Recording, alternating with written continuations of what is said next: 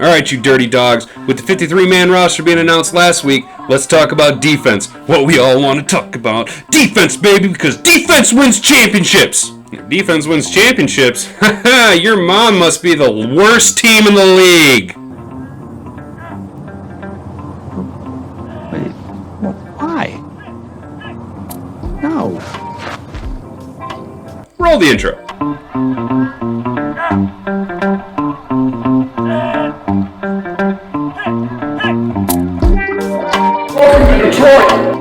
Alright guys, welcome back to the channel. As you already know, I'm Hat and Beard, the host of this thing. If you like what we do here, go ahead and hit like on the way out the door, and go ahead and hit subscribe so you never miss out on any future content.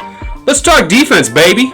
Accounting for 27 of the 53 men, this is our largest group on defense. We got 27 guys on the roster, and let's dive into our interior defensive linemen, probably one of the weaker spots of the defense. So we're going to be rolling with Michael Brockers, who's a well-seasoned veteran. Elaine Mcneill, who's poised to have a breakout year as long as he can maintain to be as dominant against offensive linemen as he was in the preseason. Levi Anzaloni, who, man, he just can't stay healthy. Look, if Levi can come back and be productive and contribute, that's awesome. I just don't know how well his back is going to hold up. He's in a very physical role, and he just can't seem to maintain his health. And I think the bringing in of Benito Jones is the coach is kind of tipping their hand at the fact that maybe Levi isn't going to work out the way they want. We kept Isaiah Buggs, we kept sawed-off Demetrius Taylor, and like I said, we brought in Benito Jones, rounding out the 6 players we have for rotation on the interior defensive line. Let's talk the edge rushers. Edge is a very equally rated role. I couldn't say that they're overrated or underrated because we know that on defense everything kind of works hand in hand.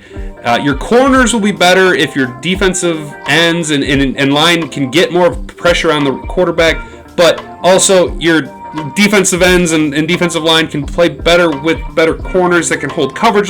It's a hand in hand type deal. Trust me. But anyway, our defensive ends, we already know the top of the list, the number 2 overall pick, projected defensive rookie of the year, Aiden Hutchinson. I mean, what can be said about him other than he's not quite TJ Watt yet? He will be elite as long as he can stay healthy. I think he's the spark to this defense. Next year he's going to have the C on his chest. He's got to be the captain, and hopefully he can be here for a long time, have a very productive year. Look, I got Hutch contributing about 13 to 15 sacks this year, as long as he can maintain that high motor that he's had, that fire inside that really makes him go, man. And then on the other end, complimenting him was our sack leader last year with 7.5 sacks, a guy who's had a resurgence of a career here in Detroit after being a first-round pick a few years back, and that's Charles Harris. Look, Charles Harris can get after the quarterback. Charles Harris is more of a cerebral player. He's athletic, but he can read, he can understand, he can watch what's developing, he can pursue the play, he can break it down, he can stretch the line. Charles Harris is a very, very nice piece to have as a complementary piece to your up-and-coming rookie Aiden Hutchinson. Then our depth edge rushers, Julian Okora. Hey, Julian Okora finally made it back to practice after being hurt. I think Julian Okora is another up-and-coming edge rusher that as long as he can stay healthy, we can mold into a nice complementary piece to be utilized in our, what I'm going to call a chessboard style defense, because we're going to be putting players in position where they can be successful. I think that's Aaron Glenn's plan is I don't need one, this is the spot you play all the time player outside of the safeties, because really if you look at it, our defense, the calls are made from the safeties, which is why Deshaun Elliott, we'll get to him later, which is why Deshaun Elliott wanted to come to Detroit, because our safeties make more of the calls, hence the re-signing of Tracy Walker to a more long-term contract. He already knew the defense, he can make the calls, he knows what we're trying to accomplish.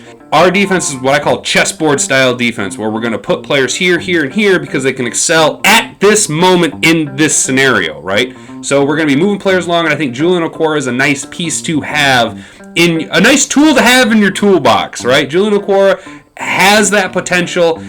We've seen flashes of it last year. Hopefully he can recover from the injury. He can come back. He can be at the same level he was and exceed expectations. So Julian Okora is back as a reserve edge. Austin Bryant, who has been just playing lights out all preseason. Austin Bryant has finally appeared to have taken that step that we've been wanting an edge rusher to make, and really Austin Bryant, I think, pushed players like Charles Harris to be better, because Austin Bryant, let's be honest, I think Austin Bryant was in competition for a starting role if Charles Harris slipped up at all. Austin Bryant, he's a little bit more of a prototypical build defensive end. He's a little bit longer, a little bit thicker through the core than Charles Harris. I liked what I seen out of Austin Bryant all preseason. I think he was able to get to the quarterback. He seems to have elevated his play, which is a great thing to see. He'll be another just fantastic piece to our chessboard defense. Just a nice, a really do-all tool that you can have in your toolbox. And the final edge piece, man, I was really hoping this guy was going to make the roster, because he seemed to have a big motor. He seemed to be in the right place at the right time. He's not flashy. He's not making all of the on-camera plays. It's what he's doing off the ball that is the reason why he's on the 53-man roster. And that's John Kaminski, dude. John Kaminski making the roster is awesome, man. I'm not expecting 7 sacks out of Kaminski. I'm not expecting to hear his name called every single time that he's on the field. I just dropped my notebook. I'm expecting John Kaminski, though, to be a nice, contributing member of our defense. Again, in line with the chessboard defense. He can be moved to either end. He can be rotated inside. I think he'll be vying for, or really in a fight for snaps once Romeo Okwara returns from the PUP list. But their play style is very different. John Kaminski is more of a run-stopping defensive end, not so much of a rush edge, where Julian Okwara excels at putting pressure on the quarterback. So their play styles are different. And again, what I've been stating with the chessboard-style defense is situational defense. Who excels in X situation? Does that make sense? So John Kaminski, you need a run stop. I don't need rush off the edge. I need holes to be filled. That's what your mom said last night. I need holes to be filled, and John Kaminski, just like me with your mom, fills them holes wonderfully. Let's talk linebacker, the weakest spot of our defense. Even weaker than our interior defensive line is our linebackers. There are 2 linebackers on our roster that can ball, Alex Anzaloni and Malcolm Rodriguez. One is a not-so-great veteran who has been routinely out of position, especially early on last season. We've seen Alex Anzaloni out of position a lot, getting burned on coverage a lot last year, and a 6th-round pick. Granted, he's going to be awesome, and he's a fan favorite, but he's a 6th-round pick, Malcolm Rodriguez. Malcolm Rodriguez, I expect big things out of him. You know, we drafted him with the expectation of him contributing on special teams, not coming in and essentially being a starter week 1. I expect Rodrigo to get the start at the will linebacker spot. I mean, you're probably gonna roll, because I think we run a 4-2-6 style defense. So really, Anzaloni will be on the field a lot of the snaps. Rodrigo should be on the field the second most amount of snaps. If anything happens to them, you know, we got Derek Barnes, who can stop the run, but didn't take the step in the offseason to elevate his pass coverage ability. If anything, he regressed this offseason in his pass coverage ability. I know that 2 weeks ago, Calvin Shepard came out and said that Derek Barnes took that step to being the next level of player. I didn't see it against Pittsburgh, though, man. He can't cover anybody. He can stop the run, but I need more out of my linebackers other than just stopping the run. He can stop the run, but he can't pressure the quarterback. He can stop the run, but he can't cover anything. You got to elevate your play, Derek Barnes. Come on, man. I want to be a big fan of you. I like what I seen your rookie year. I expected more growth out of you, though. But Derek Barnes, and then we kept Chessboard, who, you know, originally was slated as the other starting linebacker outside of Anzaloni, and he might still be. I'm not wild about Chessboard. Chessboard is a bridge player. Chessboard is a plug-in guy. Look, I say these things. Any of these players, they're professional athletes. Any of these players has the potential to be a all-pro, right? Can be a all-world, can be a league MVP. I just don't think that Chessboard. This isn't the year for that. How's it? This isn't the season that Chessboard goes out and basically becomes Ray Lewis, right? That's not going to happen. I think Chessboard's going to be designated more to a reserve special teams role. Again, you're going to want to probably roll with Anzaloni and Rodrigo as your main linebackers.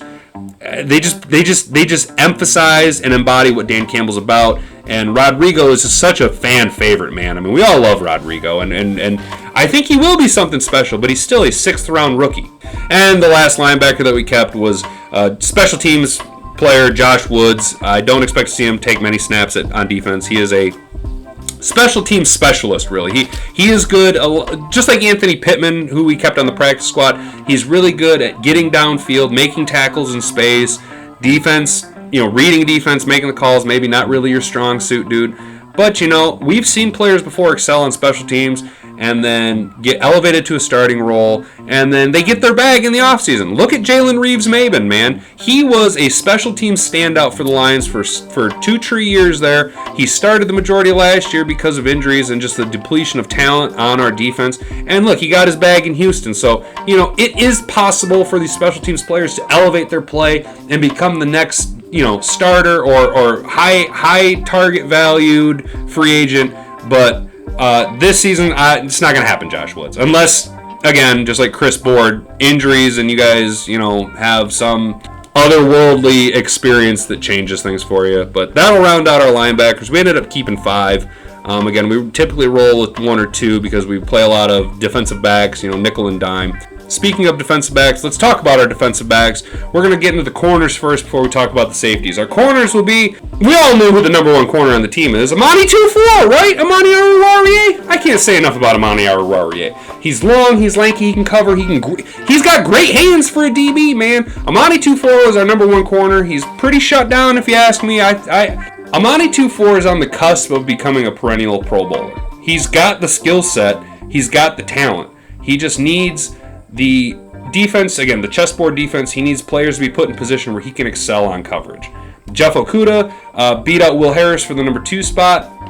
I'm really high on Jeff Okuda. I know he's coming off of the Achilles injury. I know he's on the fast track to being a bust, man, but this is the year that Jeff Okuda becomes an all-pro. This is the year that Jeff Okuda shows you why he was taken number 3 overall, even though it was by the Patricia era. I think Jeff Okuda has a comeback player of the year style season. He was glued to George Pickens' pocket against Pittsburgh, 2 weeks ago. He seems to have finally gotten it. I think Aaron Glenn got through to him, and really, I think Aubrey Pleasant, being the defensive backs coach, helped elevate his play because they're able to communicate with this guy. And I think this is the year that Jeff Okuda, look, if Jeff Okuda doesn't turn around this year, Jeff Okuda's a bust and needs to be, if you can afford to move him off the books, move him up. The Will Harris, I'm not really high on Will Harris. He came in the league as a safety. He's terrible as a safety. He's not so great as a corner, but again, he's athletic. He has a little bit more depth. He's better than Savion Smith was. So, when you're getting into this guy made the roster because he's better than a practice squad player, that's not saying a whole lot, but that's kind of why Will Harris is on the roster.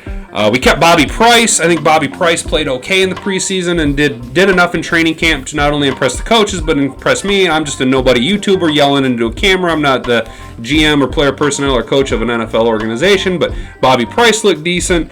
We ended up keeping Mike Hughes, who we brought in during free agency.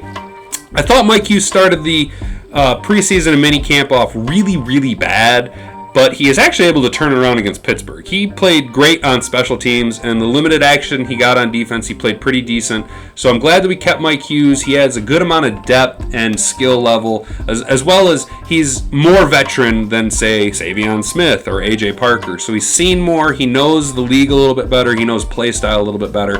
I expect him to be a contributing member of the defense, but more so contribute on special teams. And then the 6th corner that we ended up keeping was my guy, my dude, Chase Lucas. Chase Lucas, you made the roster. I hope you get some cracks, man. I hope you get in there and you're able to play. I'm expecting not much out of you, man. But dude, when you get your opportunities, young man, I'm going to need you to go ahead and excel at those for me. Please, bud, can you do that for me? Let's go, Chase Lucas. Finally, we'll talk about the safeties. I said briefly earlier on that in our defensive scheme, the safeties make the majority of the calls, which is why Deshaun Elliott came over from Baltimore was for the defensive scheme. It was one of the main selling points was that the safeties make the majority of the calls on our defense. It's pretty evident that this style of defense suits Tracy Walker better. Tracy Walker had much better play last season than now granted that's not saying much because our defense has been atrocious for years, but Tracy Walker actually played good last year. I think that him and Deshaun Elliott can complement each other really well. As long as Deshaun Elliott can stay healthy and on the field, I think they will be one of the more, I don't want to say elite, but we'll just say upper middle class safety pairings in the league. And then when you add in our reserves, Efetu Malafanu, he was able to avoid the PUP list. You know, he came in the league as a safety, as a corner, then moved over to safety. It's like him and Will Harris just switched roles. You know, Melifonu's not great, not terrible. I thought he was going to get hit to the PUP list. He adds depth. I don't expect to see him get more snaps than our rookie Kirby Joseph, who, if you guys recall, I was really hard on Kirby Joseph at the beginning of the preseason. And the reason I was hard on Kirby Joseph is because I think he can be a really good safety in the league, and I want the best out of him. I need him to excel. Because in our defense, you're going to see us roll with 3 safeties out on the field periodically. And Kirby Joseph has to be our top reserve safety. He has to be the number 1 rotational safety because he's better than Melifanu. He's better than Juju Hughes. Why did Juju Hughes make this roster? I don't know. Why did we keep Juju Hughes and, not say Justin Jackson? Why is Juju Hughes was terrible all preseason long. He's worse than Savion Smith in coverage. I don't like Juju Hughes. Maybe he's a fantastic special teams player. But again, YouTuber, camera, not NFL organization, coach, or personnel, or general manager. So clearly they know more about Juju Hughes than I do. But he needs to not be our top rotational safety. I expect him to be further down the depth chart than Melifanu, and Melifanu is still kind of coming back from injury. So, really expect Tracy Walker to be, I want to say 100 tackles, but when you're putting 100 tackles on your safeties, doesn't that mean that your front 7 aren't doing their job? Which, again, our front 7 isn't necessarily the strongest in the league, but if Tracy Walker and Deshaun Elliott can be that upper middle class, borderline elite tandem of safeties, our defense will take the step from bottom of the barrel to mid-teens. If we can go from being bottom of the barrel to, say, a top 7, if we can get to the number 17, even the top 15 defense, we will be much more competitive this year, and our offense won't have to come out and just hammer the throttle all season long. I know that a lot of experts say that we're going to have one of the bottom tier defenses, but again, we have a lot of players. You can't say that we're going to have a bottom tier defense when Hutch has never played in the NFL. Malcolm Rodrigo's never played in the NFL. Deshaun Elliott's coming back off of injury. Now, granted, our linebackers aren't very great, but we have a lot of experience at other roles that can help mentor our young players. Now, if our young players are in fact Dan Campbell guys, they will take the education and the wisdom and the knowledge being passed on to them from, say, like a Michael Brockers or even a Romeo Okwara. But if our defense can get to a top 15 defense, we'll easily hit 7 to 9 wins, and that's more than most of us can really hope for. That's consider we're coming off a 3-win season, man. If we can wrap this season up with 7 to 9, I mean, Dan Campbell could just basically sign a lifetime contract at that point. But that's going to do it for me, guys. I've been Hat and Beard. You've been an attentive audience. If you made it this long into the video, that's awesome. Statistically speaking, most of you don't make it this long, but go ahead and hit like on your way out the door, and go ahead and smash subscribe since you made it this long and you don't want to miss out on any more future content from this big, beautiful, bearded face. Later! Look at this sorry, miserable, squashed thing. Can anybody tell me what's wrong with this picture?